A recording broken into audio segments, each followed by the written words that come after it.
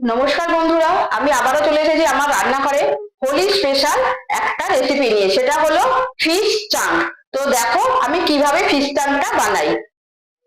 Fish চাং করতে আমাদের যা যা লাগবে সেটা হচ্ছে ভেটকি মাছের ফিলে একটু ছোট করে কাটা। আপনারা যে কোনো মাছের পেটি দিয়ে এটা করতে পারেন। আর লাগছে আমার শুকনো লঙ্কা কুচি, গোলমরিচ, ধনে গুঁড়ো, ধনেপাতা, কর্নফ্লাওয়ার, বেসন, লেবু, রসুন বাটা, আদা বাটা, নুন, কাশ্মীরি লঙ্কা গুঁড়ো, এমনি লঙ্কা গুঁড়ো, হলুদ। তো চলুন কিভাবে আমি করি সেটা দেখতে থাকুন।